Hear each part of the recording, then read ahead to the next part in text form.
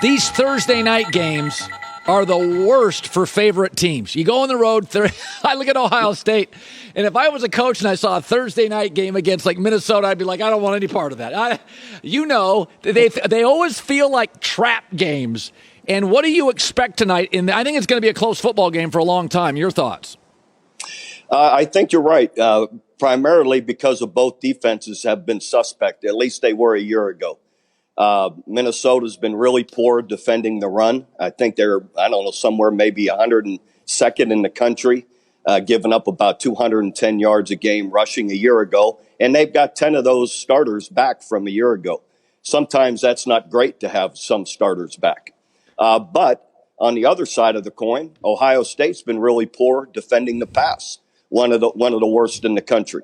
So if Minnesota can throw the ball and make some big plays throwing, they'll keep it close. But I do think Ohio State, with their strength overall, Minnesota's going to have a hard time stopping them, especially in the run game. Yep, I agree with it. Yeah. And they have those big play receivers also. Yeah. So I like the Buckeyes tonight, but these Thursday night games, if you can go back to Pete Carroll losing to Oregon State and Corvallis, Thursday night games is where good teams go to die. It's just rough. Jim Harbaugh, I like him. I root for him. And I've been shocked by his inability to find the right quarterback. It's interesting. I grew up, Oklahoma ran the football. Well, now Oklahoma, they have a great quarterback every year. All Oklahoma does is put out great quarterbacks. Michigan, I grew up, they got Kerry Collins, they got Tom Brady, they got Chad Henne. Now they can't figure the quarterback position out. How do you explain Harbaugh, a former quarterback, Bob, an inability to get that position right at Michigan? You know, it's a great question because I do believe Jim is an excellent football coach. Everybody knows that.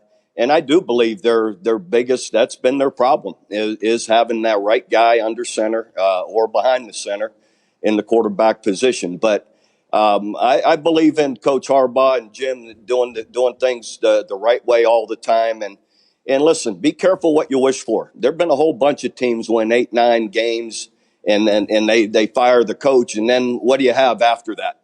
Sometimes it isn't as easy as everyone thinks it is. Yeah. You know, it's interesting. Oklahoma is a great example of that, is that one of the reasons you stepped aside was your love for Oklahoma. You'd been very successful, and you knew under you had the guy. You were leaving it in very good hands. And it's interesting. You've taken Baker Mayfield, who left a program, Kyler Murray. Now you have Spencer Rattler, and this guy's a 5-star. Everybody wants him. Oklahoma gets him. Probably be the number one pick. If I'd never seen him play, because I think you're going to be a playoff team this year, mostly because, once again, nobody will be able to stop Oklahoma. If I'd never seen Spencer Rattler play, what does he play like? What should fans look for? A special arm. He got a great quick release, very accurate. He's got the athleticism, as you see him right there, to move in the pocket, keep himself alive. And he did all this a year ago. I believe it was 34 touchdowns to 7 interceptions as a redshirt freshman, having never started before and without spring ball. Another full year with Lincoln Riley, more experience all around him at receiver and running back. All of it together, he's going to have a big year. He's just getting started. So Alabama, Clemson, and Ohio State. So we're going to see full-time starters now, a little new stuff. In your history, how long does that take? Even if you have the weapons, you got new. That's why I like Oklahoma this year. They know their quarterback. That makes things much easier in the game of football when you know who's back there. Are you a little concerned for a Clemson, Bama, Ohio State just because you're sharing snaps? The players don't really know their tendencies. I believe there's cause for some concern, but you can bet just like Oklahoma has replaced starters before. These coaches do an exceptional job, and I believe all of them have really quality skill players there at the quarterback positions that'll be ready to play. I really do. They're all highly recruited quarterbacks, and they've got great coaching staffs working with them.